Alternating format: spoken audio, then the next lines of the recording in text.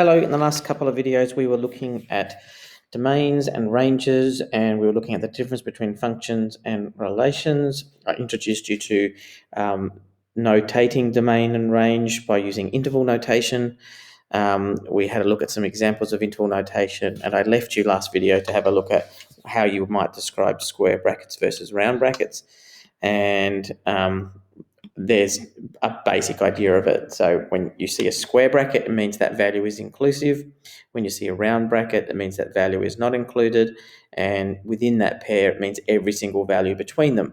And note that for most of the functions, well, all of the functions we've been looking at so far, and that we will look at this year, we are taking it from the real set of numbers, which means every single possible number that you can possibly think of usually. It misses things like the square root of -1, but fractions are included, like a third and 11/7, and decimals are included, like 0.6172. Irrational numbers are included, like the square root of 2 or pi. They're all included as real numbers. And so, for example, I said this last video, this interval here would be every single number between 3 and 4, and that would include pi, which is roughly, 3.14? Okay, so for this video, we're going to have a look at some examples. We're going to see if you can write the domains down, first of all, and then we'll have a look at some ranges to finish up. So here we go. What I want you to do is I want you to pause the video, try them out for yourself, and then come back, and then we'll go through them one by one as we go along. So we've got 4 problems here. Pause video. And hopefully you paused that video and you had a look at writing the domains down, and you wrote them in in interval notation. If you didn't, go back and do that now. So y equals 3x plus 2. Well, to work out what the domain is, you pretty much have to ask yourself, what am I able to put into this function? What values am I able to put in? And sometimes it's easier to ask the reverse. What can't I put into this function? And the answer is, well, there's no real limitation for what values of x I can put in there. So my interval, or domain if you like, my domain is going to be on the interval -infinity to infinity. Okay, every single possible value. Now, one thing that might be useful to do is to actually graph it. Now, I've got them in Desmos, but you could use your GDC, you could use Desmos, you could use, you could just sketch it. And you can see that if this is all the possible inputs here along the x axis here, whenever I land on the x-axis, if I go up or down, I will eventually hit the line. And if you hit the line at some point, then it's in the domain. If you'd never hit the line, the function that represents the line, this thing here, if you'd never hit the line, then it would not be in the domain. But it always hits I know it goes off the page here, but you know this line goes forever in both directions there. So wherever I go along the x-axis, I would either go up or I would go down, and it would hit the line. And so the domain is all possible values of x. For number 2, the domain is -2x plus 1. Does it make a difference that I've got -2 instead? It makes no difference whatsoever. So that would be -infinity to infinity. Again, note that I'm using my round brackets with infinity because you can't actually get to infinity. Infinity is a concept. And again, if I look at -2x plus 1, sure, it's going in the opposite direction. But again, anywhere along this line here, if I hit anywhere on the line and go up, I'll hit the line, or if I go down, I'll hit the line. So it's part of the domain. F of x equals the square root of x. Again, what possible values could go into, what possible input values would this function accept? Well, it'll accept basically any number unless it's negative, right? So including 0, it'll accept 0. So the domain here would be all possible values including 0, so use a square bracket, all the way to infinity, like so. And we use a round bracket for infinity, remember. So if I show you that as a function, there it is there. You can see that anywhere before 0, I would not hit the function. That green line does not start before 0. It only starts there and then continues on. Anywhere after 0, anywhere along here, if I go up, I'll hit the line. So the domain would be anything from 0 to infinity. Okay, number 4 is the cube root of x. Would that be the same? You might be now getting the idea that if you're not too sure, graph it and then do it. So it's probably a good idea to do that. Well, the cube root of x exists for all numbers. It's actually negative infinity to infinity, because the cube root of a negative number does exist. Square roots don't, but cube roots do. And again, if I graph it, it looks like that. Okay, so it's definitely accepting negative values as well as positive values. So the domain is all real values like that. Okay, moving on. This next set is asking you to think about the range. We've got 5 questions to do. Write it in set notation. Pause the video, come back when you've done it. All right, so same idea, except now we're looking at the output values. Remember Dix-Roy, domain input X coordinates, range output Y coordinates. So what would the range be for this first one? Well, the range would be all Y values that belong to the following set. Negative infinity to infinity. They are all there. Again, have a look at the function. In this instance, what I'm saying is if I go up and down the output here, which is the y-axis, would I hit the red line at some point? Yeah, here I'd hit it here. Here it's bang on. Here I'd go to the left. But anywhere along the y-axis, I would hit the red line if I went right or left. So the domain is all real numbers, which we just write in interval notation like that. Number 2. We have f of x equal to negative 2x plus 1. It is the same logic as before. The range is going to, even though we've made the slope or the gradient negative, makes no difference whatsoever to the range. It's still going to take in all real numbers, which means everything from negative infinity to infinity.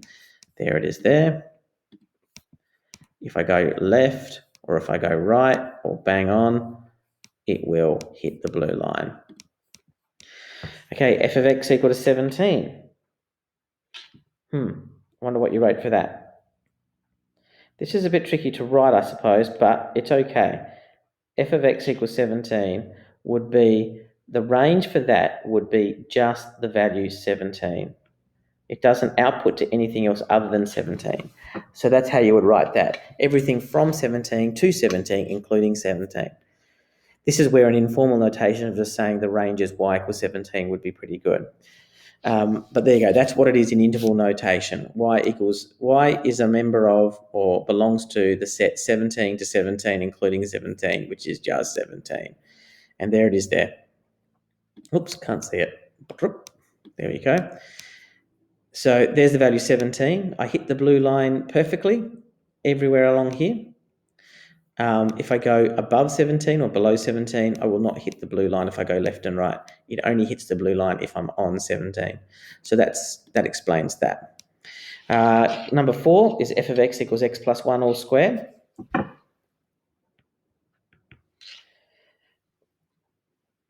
So what do you get for that? Y belongs to everything from 0 to infinity. It includes 0, but doesn't include anything else. So we'll have a look at that here. So it's shifted over to the left a bit, so there's a translation there of 1 unit, but there's no translation this way. So anywhere up or down here, if I go left or right, anywhere between 0 and onwards, if I go left or right, I hit the graph. And if I go below 0, I won't hit the graph at all. So it's from 0 to infinity. Now, if I put a little translation in like -2, then now the function will go from -2 to infinity. Or if I make it +2, it'll raise it above the x-axis and it'll go from +2 to infinity. So that turning point there would certainly be the minimum. Similarly, if I reflected the graph like so, this would now go from -infinity to 2. So that would be, I'll just write it then delete it. It would be -infinity up to the value 2, including 2, but not past 2. So it would look like that. That's just an aside. The last one there we've got is f of x equals 1 on x. What would that output? What did you have for your answer? The answer might be a little bit surprising.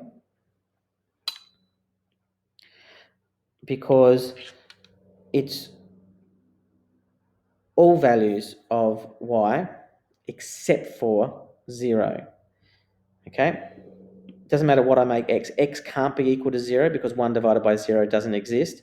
I can make x a really large number or a really small number, and that will make it 1 over that number, and that's fine. But there's no number I can divide 1 divided by and get 0. So it's everything but 0. And this is where interval notation gets a bit dodgy. I'll give you the very formal way of writing it. I would say it's between negative infinity and 0, joined with 0 and infinity. So that's how you would write it formally. This year you could get away with just going between negative infinity and 0, or y is between 0 and infinity. That would be okay as well.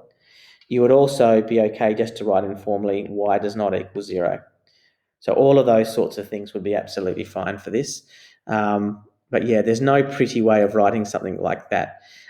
You probably won't come across functions as complicated anyway this year, but I just thought it's worth including because, many of you will probably do 415 next year. Okay, so there's a whole bunch of domains and ranges. I've got one more page for you to do. In some ways it's easier, so I'll flick over to it. You can see that I've got the graphs here already. Now, I just want to do a bit of explanation before you pause the video. So these three are okay. You need to write the domain and range for these three. This one I've got as well because it's a typical word problem or application problem. And often in application problems, you have to, even though the function might go on forever in each direction, you might have to restrict it based upon the context of the problem. So, for example, with this one here, maybe this is a path that has been travelled by someone. And so if this represents where they start, they can't travel before the start. So anything here would be out. And so you're just left with this function here, like so. And you might be asked what the domain and range is. So I'll pop a value in so you can have a go at it. So let's just say that's 100 kilometres right there. And you're asked to work out what the domain and range is. Can you work it out? Have I given you enough information? Maybe I haven't, but see how you go right in the domain and range for these four. Okay, so hopefully you paused that and had a crack at those ones. If you haven't, pause now. Now for this one here, the domain is what are the possible inputs that make sense. Now for this one here, if I go forward, if I go left or right in either direction, when I go up, I will hit the graph because this graph does go on forever. And so the domain is negative infinity to infinity. Most quadratics are, unless they've been restricted, like in slide 16. The range. In this case, the range is restricted. It is shorter because below 3, the function doesn't exist. And so the range is from 3 to infinity. Oops, made a mistake there. It should be a square bracket because 3 is included in that domain. Even though I missed it here, I didn't mean to. This one here, again, you might recognise the graph as being some sort of square root graph, but you don't have to recognise it. You just have to know what to do with it. What's the domain? The domain is all possible values that could go into the function. And in this case, I can see that it's starting at 0 and going on to infinity. And it includes 0 by the looks of it. So it's 0 to infinity, like so. The range, let me see now. It's starting off with 1, and then it's just shooting off here. It might be slowing down, but it's still shooting off. So it's going to be all possible values after 1. So it's going to be y is from 1, including 1, all the way to infinity. What about this one here? Slide 15, we've got a downwards parabola. So looking at the x-coordinates, the inputs, the domain, anywhere along here, I'm going to hit the graph. So the domain is just simply x is a member of negative infinity to infinity. And the range is going to be all possible y values, all possible outputs. So looking up here, there's nothing here until I get to 3, negative 2. That's when the graph first comes up, and then I'm all right from there downwards. So that means that the range is going to be from from negative 2 inclusive down to negative infinity. Now that's really badly written by me, sorry. You should always put the lowest point onto the left. So it should be from negative infinity up to negative 2, including negative 2. So please keep that in mind. I don't think I've stuffed up anywhere else. You should always put the lower value to the left. This one here, have I got enough information? Let's have a look at the domain. Looking at this, just restriction here, I've got X goes from, let me see now. Well, it starts here. X is not valid here. It just starts here and goes off to the side there. So X must start at 0, seems to include 0, and go to infinity. And for the range, let me see, it seems to start at 100 and includes 100. And there doesn't seem to be any restriction. I don't know, I mean, there may have needed to have been a restriction in a context problem that stops you this point on. But I haven't drawn one in this graph, so it actually goes to infinity as well. So that's pretty boring. But there you go, the range is from 100 to infinity. Now, an example of how it might be restricted here might be that this is a journey that started 100 kilometres away from somewhere and then finished 500 kilometres away. So there's a definite endpoint here. And so that would be the function in its totality from here to there, in which case you'd say the range would be from 100 to 500. So there's plenty of application problems where you might be needing to severely restrict the range or severely restrict the domain or both. So keep that in mind when you're doing it. Okay, that'll do for today's video.